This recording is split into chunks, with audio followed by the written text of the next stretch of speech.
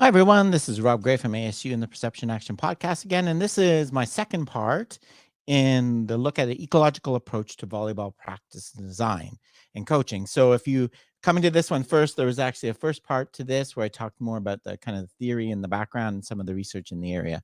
And this one, I'm going to get more into looking at practice design specifically in volleyball. So the idea here is to extend some of the ideas from my new book, How We Learn to Move, specifically into the sport of volleyball. So, where I want to start here is talking about an idea, a point that I raised last time, the idea of constraints, right? So, constraints are, we know in the first part of this lecture, we talked about looking at degrees of freedom problem. The idea that if we accept there's not one way to move, we have all these different options of what our elbow and wrist should be doing. For example, when we're serving, how do we decide what to do? That's the degrees of freedom problem. The way that we help that is through constraints, right? So a constraint is something that takes away a movement solution, right? So you have natural constraints in your body. I can only move my elbow in certain dimensions by a certain amount. But a coach critically can also add these to help an athlete find a solution by taking some of them away, right? So constraints take away solutions. So really, this is an important point. All coaching is manipulating constraints, right? If your traditional way of coaching is you put really heavy constraints on the performer by telling them exactly what to do, which are task constraints, instructions. So they really have no option to self-organize or find their own solution. We're obviously not going to want to do that here in the ecological approach, but I just want to point out they all fit kind of under that umbrella. So the other kind of issue that I talked about, so let's look at some research looking at varying what happens when you vary constraints in practice and volleyball and some key ideas and give people ideas for how they might apply this to their work. So the first thing I want to talk about is looking at some of the work on when we vary constraints and seeing how it changes. And then, as I said, we'll get into some specifics of practice design. So this is an interesting study by Severstan and colleagues. They looked at coordination patterns under different constraints. So in particular, they looked at when different types of serves, different individuals, and so on. Okay. So what they did was they had 13 national level volleyball players. They had 12, they had to perform 12 spikes, right? They had two different kind of variations, the presence or absence of blockers there. And they also gave them verbal instructions, right? So they're told whether they're going to be presence or absence of blockers there. So some of them times they knew, sometimes they didn't. And they recorded the behavior of using reflective markers. And what they did was to use a technique called coordination profiling. And this is something I talked about in one of the first chapters of my book. Coordination profiling is basically where you create a profile of the movement pattern for each individual, right? Based on the exact movement, the movements that are using. And what you find is you come up individual people, individual athletes within the same sport at the same skill level have different coordination profiles. That's why, I always say in tennis, if I just put random point lights on Roger Federer and put them on Nadal and had them serve in the dark, you could tell which one is which easily, right? Because they have different coordination profiles. They move in different ways. So in this study, they use that to look at how people spike and identify these features. And what they create is what called self-organizing maps, which plot kind of the different coordination patterns. We're not going to go into all the details of what they mean. I just want to pick out some key points for this. So when they looked at the differences between coordination patterns, which were, what your joints are doing, what your elbow's doing when you spike and your wrist is doing, so on, what they found was the biggest effect that made them differ was individuals, right? People have different individual coordination patterns, even highly skilled experts. So not all highly skilled experts are moving in the same way, even doing the same spike. So each the point here, regardless of the awareness and the block condition, whether their opponent's there, the movement pattern of each player was uniquely individual. So they could pick out which player was which based on just their movement pattern, right? Even in different conditions. That to me, right, obviously speaks to the fact that there's not one correct way to do things, right? We're getting different patterns for different people. There was also clustering based on awareness. And this is something I want to really going to touch on more in a bit. The presence of blockers, the unpredictability of situations are constraints that obviously a coach can manipulate. The predictability, telling an athlete where they're going to hit the ball or where the block's going to be before they start moving versus having them react to something. greatly changes the types of coordination you get, right? So it's really important, right? Because we tend to coach in very predictable, scripted situations to prepare an athlete for very unpredictable, unscripted situations, which makes no sense, right, to me, right? Because you get totally different patterns of coordination, as we can see in this analysis. So the result was every player has a unique coordination pattern. There's no one universal way to coordinate for spiking. Okay, the one size fits all training is not effective, right? And manipulating the constraints, things like the presence or absence of blockers and knowing where the blockers are going to be, has great effects on the coordination patterns you get. So prior information, the power instruction is a very powerful constraint we can use to create different patterns of coordination, right? So that's kind of one I wanted to show you. Okay. The other one related to that is, I think this is a really important study by Mercado and Palomino looking at unplanned and planned block jumping, right? So what they did in this study was they took 12 semi-pro players and they had them doing blocking at the net under two conditions, okay? One where, and what they did, they didn't have opponents here. They had little lights, fit lights mounted on the top of the net. In one condition, it was perfectly planned, right? So they knew where the block was going to be, where they're going to have to block. The other one, before they started the run up to the net. The other one, they started while they were running up at the net, one of the lights went on, and that's where they had to block, right? So it was unplanned, unpredictable, right? And what they did was to measure movement tracking. They tracked the movement. They also had force plates on the ground to measure the amount of force. What they found was that a huge difference between these two, right? Interestingly, the planned movements were much higher injury risk, more forces, less variability in the joint angles used, more energy absorption, right? So on the one hand, having very planned movements is creating a lot of repetition, repetitive strain on joints. Also, like, think about it. When do athletes get hurt in games? In unplanned situations, sudden cuts, having to jump when you don't expect it. This to me is very good evidence that we need to be varying and having unplanned variability and conditions to prepare an athlete for the strains of competition. I think so. The bottom line here is that adding variability through these types of constraints can reduce the chance of injury, right? I think that's one of the main findings we're seeing in this and across a lot of other sports like soccer. If we add variability in, make things unpredictable and less scripted, we're actually helping people prevent injury, right? Kind of counterintuitively. Okay.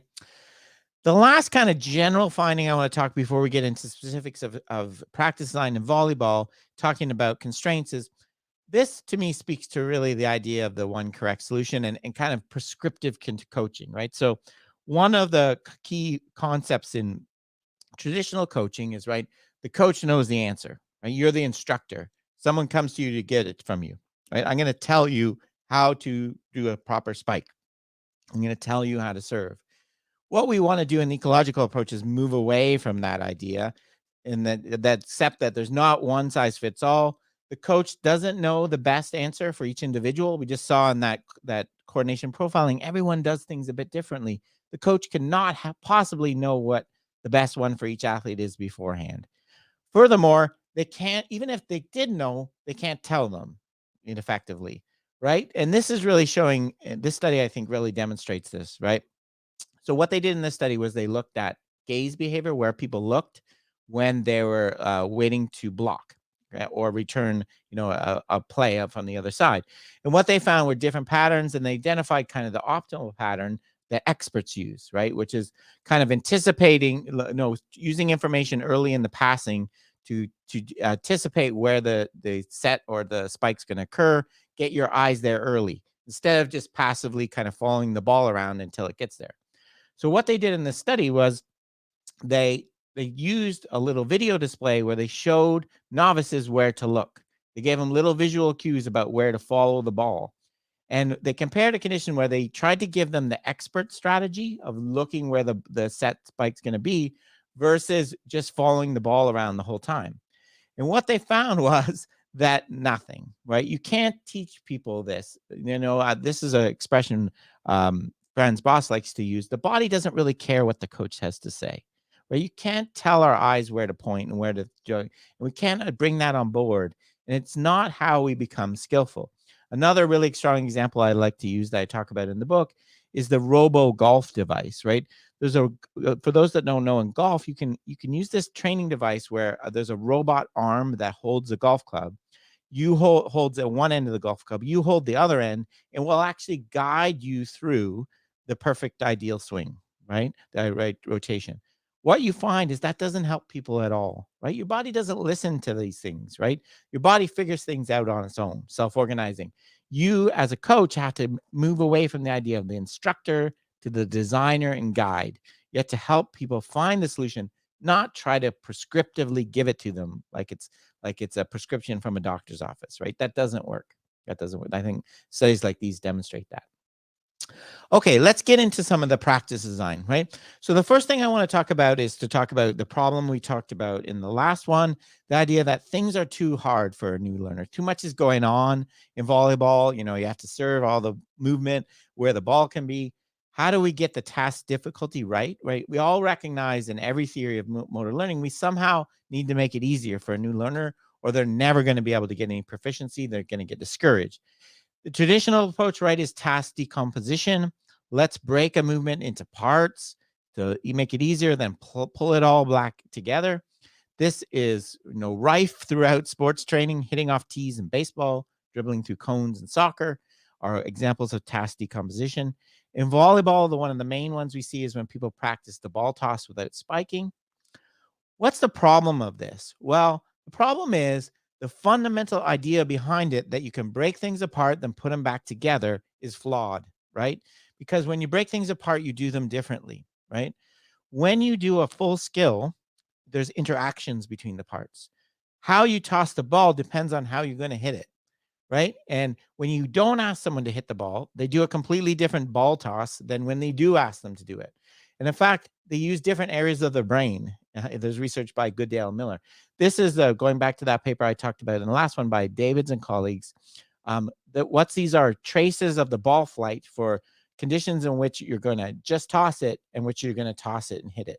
And what you find is that you get completely different patterns of movement. Going back to gaze, when a soccer goalkeeper is asked to just say where they're going to dive to save a penalty kick, you get completely different patterns of gaze behavior as compared to when they actually have to dive, right?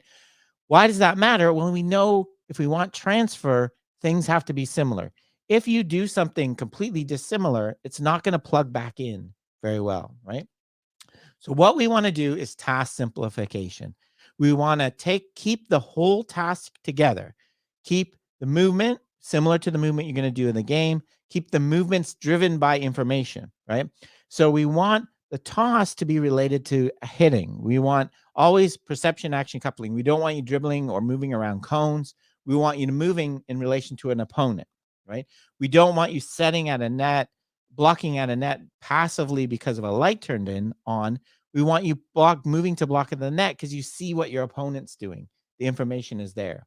So task simplification is keeping the skill whole, but scaling it down, reducing the size, reducing the spacing, reducing the equipment. And one example we can see in this in specific study in volleyball is from this 1994 paper where they reduced the size of the ball, right? So they used a lower weight ball for training. So they had 72 girls. They trained for 16 days.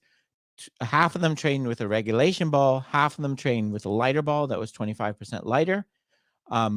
What resulted was the group that used the lighter ball was significantly better performance on setting and serving in the tournament that was done after. And there's lots of wonderful work specifically in the sport of tennis showing very, very similar effects. When you give kids lighter rackets and smaller lower compression balls, they learn strokes that are more effective, they're more confident, they're more motivated to practice, and it results in better long-term, even though they're using a different equipment, right? This gets rid of, we sometimes in training, we emphasize specificity. Everything has to be the same as the game. It doesn't if it has a purpose like this, right? To simplify the task for the user, right? And get them used to this. So I think that's a great example of task simplification. The other two things I wanted to talk about in terms of training methods that I know I go into detail in the book if you really want the details is the constraints-led approach and differential learning, right?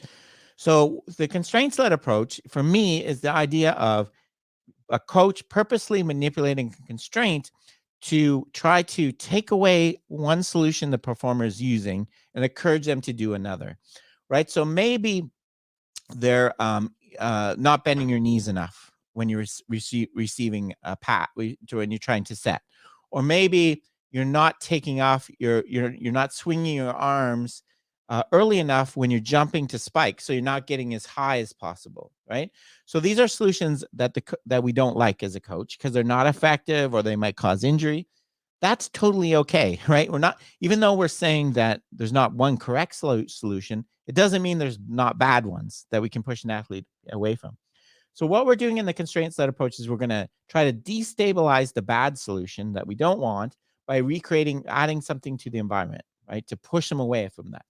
But critically, we're not going to tell them how to correct it. We're not going to tell them bend your knees 45 degrees.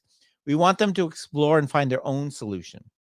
Okay. And we're going to do this by varying the equipment, right? So the key principle is we're destabilizing the existing solution by making it not work anymore for this new task constraint. We're encouraging you to explore and self-organize. If we can, we're what I call amplifying information, right? For example, in a small-sided game, we're making you more sensitive to the spacing between players, right? And we're going to provide feedback about the effectiveness of the search, how well you're doing. So let's look at some specific examples from volleyball. One of the most classic examples of doing a constraints-led approach for me is a small-sided game. Yes, small-sided games have been around for a long time in a lot of sports, but usually they're not used in the way that's consistent with the ecological approach, but they certainly can be. And this study is a good one at showing this, right? So they're using small-sided games. They had 38 youth players. They're passing they're doing spiking, passing, blocking drills. The small-sided game group just played on different number of players and different size courts. Okay. The prescriptive instruction group, the kind of traditionally coached group, they did very block practice. So they did a whole bunch of setting, a whole bunch of spiking, a whole bunch of serving, kind of decomposed against a wall or with a partner, whereas the other groups were just doing it in games. Okay. And what they found so what this is showing is before and after training. You can see the small-sided games one is in black, particularly for overhead passing and serving. Okay, they have greater improvement after training. The other group gets improvement. Like, we're not saying that repetitive instruction does nothing. We're just saying that this type is more effective. Okay, but the key, most interesting finding for me is this one, right? Because what they found was the small-sided games group, if you had them serve after they did a bunch of physical exertion, I think they had to run for a while. What you can see is they're way better improved than the traditional group. For me, this is exactly what you expect, because adapting to changes and constraints like fatigue is exactly where all this constraints-led approach shines, right? Where self-organization shines, right? Letting an athlete self-organize by adding a constraint helps them problem solve and find their own solution. What that's going to allow them to do is be adaptable when the conditions change, like physical exertion, right? That's where you're really going to see the big differences between the methods. And that's definitely what I think you see here. The other method I just wanted to talk about that maybe some people have heard of is differential learning.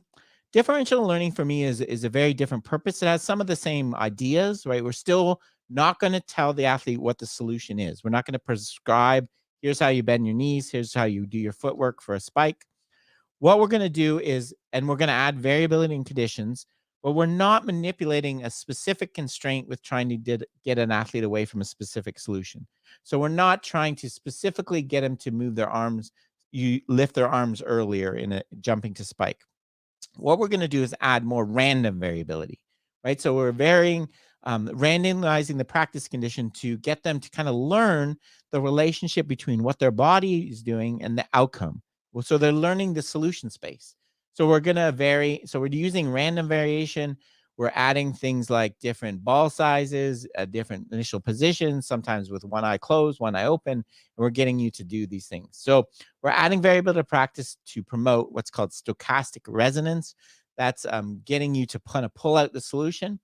We're not getting the athlete to move in the way they will move in the game, right? We deliberately want to do things that aren't game-like to get them to learn different relationships, right? So you can see down here, I picked out this one. This girl's serving a beach ball, right? You're never going to do that in a game, but you're going to learn something about the relationship between your movement and an outcome that's related to volleyball, right? We're getting information about the solution space. We're also trying to create, getting back to the difficulty, creating the optimal level for the individual athlete. And let me show you the example to kind of end off here from an interesting study using this method in volleyball. Okay, so this was a study involving Wolfgang Schorhorn, who's the developer of differential learning, who I interviewed on my podcast. If you're interested, you can look for the episode. It was a very interesting discussion with him. So what they did in this, they used 42 female secondary school students. They did pre and post tests of overhand and underhand serve, the judge for accuracy and things like that. They did 6 weeks of training, and they split them into 3 training groups, and I'll tell you a bit about what these are in a second. The repetitive group, the differential learning group, and a control group. The control group, what they did between the start and end of training was they did other PE activities, right? So they did throwing and catching. They didn't do any volleyball practice. So they were kind of a traditional control group. So what did the other 2 groups? The repetitive training group, they did essentially blocked practice. So they did serves all underhand, and they switched to serves all overhand. And they were given, the conditions were always the same. They were always serving to the same spot on the court. It was very blocked, and they were given corrective feedback. So they're given instructions about how to do these things. The differential learning was very different. So differential learning, what they did was practice serving, but the training was designed so they were deliberately doing something different on every repetition. So every execution, they were doing a different combination of things, and there was no instruction or a correction either. So this is a table from the actual study. So on each execution, the coach picked one of a combination of these. So sometimes you were standing with both legs parallel. Sometimes you did the serve with one knee bent and the other turned inwards. Sometimes you had to look up. Sometimes you had to look down. Sometimes your arms were pointing sideways. Sometimes they were pointing forward. So what we do in differential learning is we're picking different combinations of possibilities of the solution space and getting the athlete to try each of them, where it's different on every single trial, right? Every single trial. So they're not repeating the same serve over and over. They're repeating serving under totally different kind of twisting, running. You have to run up, you have to hop, right? All these kind of crazy combinations of this different ways to do it. And what they found was when they measured the kind of accuracy and performance in overhand serving and passing, you found significantly better performance, right, in the differential learning group, right? When they were tested both on post-test after 6 weeks and retention test a few weeks later, they were much better than either the group that was given prescriptive instruction and kind of correction and more blocked constant practice. They were way more accurate, right? And the idea is they learned different ways to serve. They learned repetition without repetition, how to pass. Okay. The last thing I'll end on, just related to this, because this is a point that always comes up in coaching, and in particular in volleyball, is the issue of adding variability to practice, which is, I think, has gotten a little misunderstood over the years. And I've created this page where I've tried to explain the ideas. What is contextual interference? What is blocked practice? What is random practice? And the key point that I want to point out here is that blocked practice means working on one skill, then switching to a different skill. So spending a whole bunch of time working on serves, then working on passing, then working on setting, right? Random practice would be if you did one serve, one set, one pass, and kind of randomly. When we talk about blocked versus random, we're talking about between skills, like if you treat serving and passing and setting as different skills. The other kind of dimension is constant versus variable. Right. So constant practice is working on the same skill in the same way. So always serving to the same location, always taking a jump shot from the same spot on the floor in basketball. Variable practice is always working on the same skill, but in different ways, which is what differential learning is, right? We're working on passing from different locations on the floor to different people when we're fatigued, when with different body positions, and so on. So from this, I like to emphasize the point that kind of blows people's mind. There is nothing at all wrong with blocked practice, right? Focusing on one particular skill, even for a whole practice session, just setting, is not bad. There's nothing wrong with it. What's wrong, what's bad, and what's dangerous is constant practice. When you practice that one skill in the same set of conditions in the same way over and over, right? So that's rote repetition, right? So blocked constant practice, yes, I don't like it. Blocked variable practice is fine, right?